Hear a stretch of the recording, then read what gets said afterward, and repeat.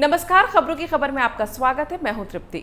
अफगानिस्तान में तालिबान का काल बनकर अफगान आर्मी और लोकल मुजाहिदीनों ने तालिबान पर हमला कर दिया है। अफगानिस्तान के 3 प्रांतों को इन जाबाजों ने तालिबान से आजाद करवा लिया है और खबरें ये भी आ रही हैं कि अब तक 5 प्रांतों से तालिबान को खदेड़ दिया गया है। हालांकि अभी इसकी पुष्टि नहीं हुई है, लेकिन इसका साफ मतलब यह है कि पिक्चर अभी बाकी है मेरे दोस्त। जिस अफगानिस्तान को तालिबान के कब्जे के बाद अंधेरे युग की तरह देखा जा रहा था, वहां अब तेजी से आजादी की रोशनी आती हुई दिखाई दे रही है। जहां लगभग पूरे अफगानिस्तान पर कब्जा करके क्रूर तालिबान विलन बना हुआ है, उसी अफगानिस्तान के एक इलाके से तालिबान को चुनौती देने वाले हीरो की एंट्री हो चुकी है, जिसके आह्वान पर अफगानिस्तान के आम लोगों से लेकर औरतों, बच्चों और हथियार डाल चुकी अफगान आर्मी तक उठ खड़ी हुई है, जो मुजाहिदीन की तरह लड़ना भी जानता है, जो राजनेता के तौर पर अफगानी जनता में लोकप्रिय भी है, जो जासूस के तौर पर पाकिस्तान और तालिबान की औकात जानता है, जो दुश्मनों के जानलेवा हमलों को कई बार मात दे चुका है और सबसे बड़ी बात, जो मरते दम तक अफगानिस्तान को तालिबान के हाथ सौंपने को तैयार नहीं है। ये हीरो और कोई नहीं, इस वक्त के अफगानिस्तान के स्वघोषित राष्ट्रपति अमरुल्लाह सालेह हैं, जिन्होंने राष्ट्रपति अशरफ गनी के भाग जाने के बाद देश की जिम्मेदारी खुद अपने कंधों पर उठाने का फैसला किया। जिस देश का राष्ट्रपति अपनी जनता को मुसीबत में छोड़कर भाग गया हो, उस देश के लोगों की वो ढाल बनकर खड़े हो गए हैं।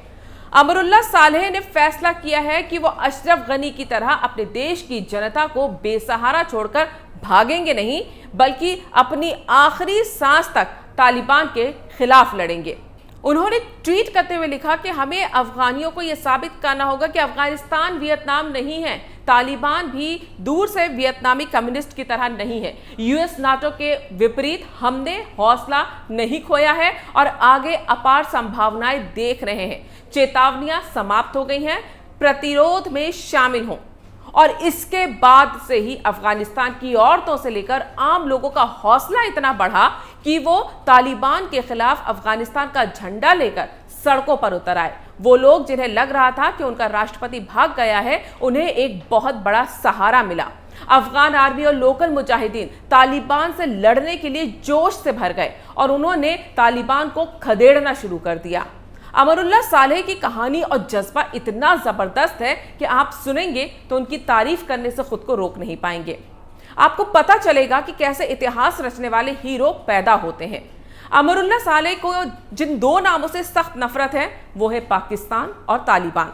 इन दोनों के वजूद से ही अमरुल्लाह सालेह का खून खौल उठता है, क्योंकि इन दोनों की वजह से ही अमरुल्लाह सालेह की जिंदगी का सबसे दर्दनाक और स्याह पन्ना आया था।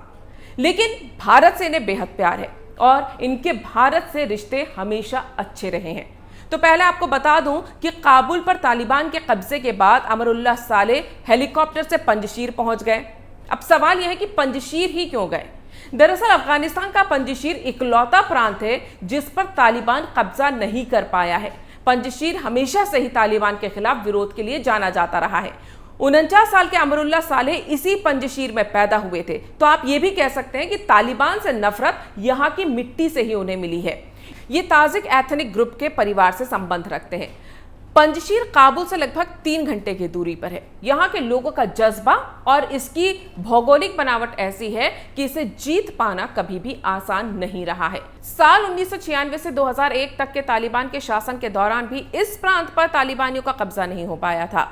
उस वक्त नॉर्दर्न अलायंस ने तालिबान का डटकर मुकाबला किया था और तालिबान को घुसने ही नहीं दिया था। जो रास्ता था वहां सुरंग लगा के विस्फोट कर दिया था, जिसकी वजह से तालिबान घुस ही नहीं पाए। और इसी नॉर्दर्न अलायंस के लीडर थे अहमद शाह मसूद, जिन्हें पंजशीर का शेर कहा जाता है और जो अमरुल्लाह सालेह के भी हीरो और आइडल रहे हैं। अमरुल्लाह सालेह का बचपन अगर देखा जाए तो सोवियत संघ और अफगानिस्तान का युद्ध देखते हुए ही बीता था। 1989 में जब सोवियत की फौजें अफगानिस्तान से चली गईं, तब यहां तालिबान मजबूत होता चला गया। उस वक्त तालिबान के खिलाफ अहमद शाह मसूद जैसे राजनेता और फौजी खड़े हो गए। वही अहमद शाह, जिन्हें शेर पंजशीर कहा जाता है, वो इस इलाके के सबसे बड़े कमांडर थे। तब अमरुल्लाह काफी कम उम्र के थे, लेकिन तभी से वो कट्टरपंथी तालिबान को पसंद नहीं करते थे। उन्हें कम्युनिस्टों पर भी बिल्कुल भरोसा नहीं था, इसीलिए वो सोवियत समर्थित अफगानिस्तान की सेना में भी नहीं जाना चाहते थे। तो उन्होंने भी लड़ाई की ट्रेनिंग ली और अहमद शाह मसूद के साथ जुड़ गए, यानी तालिबान से लड़ने वाले मुजाहिदीन बन गए और इस तरह से वो मुजाहिदीन फोर्स में शामिल हो गए। अहमद शाह मसूद के नेतृत्व में 1994 में तालिबान से लड़ाई के लिए ही यह नॉर्दर्न अलायंस बना, जो इस वक्त भी तालिबान की नाक में दम किए हुए है। सालेह भी उसके मेंबर थे। उन्होंने तालिबान के खिलाफ लड़ाई लड़ी। 1996 में जब अफगानिस्तान में तालिबान ने कब्जा किया, तब सालेह की बहन को तालिबानियों ने अगवा कर लिया। तालिबान ने उनकी बहन को दरिंदगी की हद तक टॉर्चर किया और फिर तड़पा तड़पा कर मार डाला। सालेह के बचपन में ही माता पिता की मृत्यु हो चुकी थी और अपनी बहन से उन्हें बेहद प्यार था। तालिबानियों की इस वहशी हरकत ने उनके दिमाग पर ऐसा असर डाला कि उन्होंने तय कर लिया कि जिंदगी भर वो कभी भी तालिबान को माफ नहीं करेंगे और तालिबान की बर्बादी ही उनकी जिंदगी का मकसद बन गया। नॉर्दर्न अलायंस के लीडर अहमद मसूद को तजिकिस्तान का हमेशा ही सपोर्ट मिला था और अमरुल्लाह सालेह उनके बेटे के समान थे। इसलिए अहमद मसूद ने 1997 में सालेह को तजिकिस्तान के दुशांबे में यूनाइटेड फ्रंट के अंतर्राष्ट्रीय दफ्तर में नियुक्त करवा दिया। वहां उन्होंने विदेशी इंटेलिजेंस के साथ मिलकर काम किया और जासूसी के गुर सीखे। 2001 तक वो नॉर्दर्न अलायंस के साथ ही रहे। जब 9/11 हमले के बाद अमेरिका ने अलकायदा के सफाई के लिए अफगानिस्तान में एंट्री की, तब अमरुल्लाह ने अमेरिकी एजेंसी CIA के साथ मिलकर काम किया। तालिबान को कमजोर करने के लिए उन्होंने कई इंटेलिजेंस ऑपरेशंस को अंजाम दिया। जब तालिबान की सरकार हटी तो उसके बाद अमरुल्लाह को काफी अहम पद भी मिले और इस दौरान कुछ ऐसा हुआ कि सालेह को पाकिस्तान से नफरत हो गई। दरअसल साल 2004 में अमरुल्लाह सालेह को Afghanistan intelligence agency national security directorate का प्रमुख बनाया गया। यही वहां की खुफिया एजेंसी है और इसी दौरान उन्होंने तालिबान के खिलाफ अपना एक बड़ा नेटवर्क बिछाया, जिसके जरिए उन्हें यह पता लगा कि पाकिस्तान पैसों से लेकर हथियारों तक हर तरह से तालिबान की मदद कर रहा है। तब अपने दुश्मन तालिबान की मदद करने वाले पाकिस्तान को भी वो दुश्मन की तरह देखने लगे। उनके बारे में कहा जाता है कि साल 2006 में उन्होंने परवेज मुशर्रफ के सामने कह दिया था कि ओसामा बिन लादेन पाकिस्तान में छुपा है, जिस पर मुशर्रफ इतना भड़क गए थे कि उन्होंने गुस्से में तब के अफगानिस्तान के राष्ट्रपति करजई से कहा कि आप इस पंजशीरी लड़के को क्या मुझे जासूसी सिखाने लाए हैं। हालांकि बाद में सालेह की बात सच निकली और यह भी कहा जाता है कि अमेरिकी एजेंसियों को ओसामा बिन लादेन का पता देने में सालेह ने ही उनकी मदद की थी। अमरुल्लाह सालेह ने अफगानिस्तान की खुफिया एजेंसी में रहते हुए अपने जासूसों का एक ऐसा नेटवर्क तैयार किया जिससे उन्हें अफगानिस्तान से लेकर पाकिस्तान तक में तालिबान और ISI की हरकतों पर नजर रखने में मदद मिलती थी।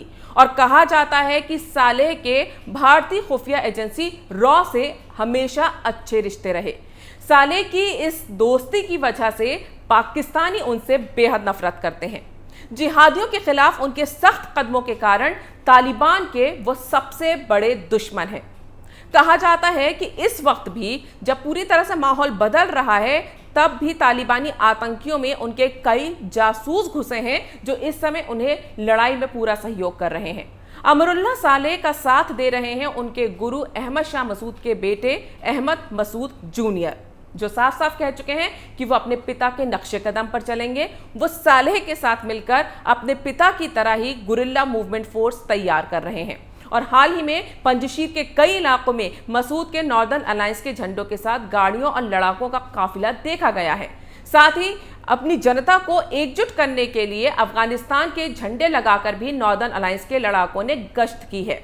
अमरुल्लाह सालेह और अहमद मसूद जूनियर भी जानते हैं कि तालिबान से ये जंग इस बार आसान नहीं है, लेकिन जंग सिर्फ हथियारों से नहीं बल्कि हौसलों से लड़ी जाती है, जिसकी अमरुल्लाह सालेह के पास कोई कमी नहीं है।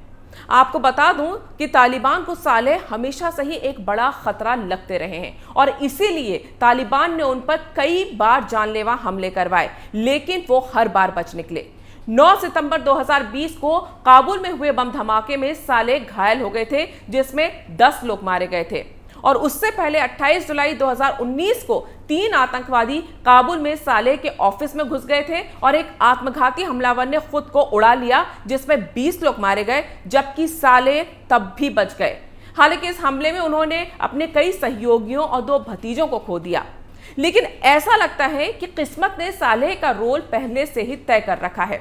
शायद इसीलिए आज उन्होंने खुद को एक ऐसे देश का राष्ट्रपति घोषित किया है जो जीत गया तो देश का भविष्य बना देगा और जो हार गया तो मौत तय है। लेकिन दोनों ही सूरत में अमरुल्लाह सालेह इतिहास रच देंगे, ये भी तय है।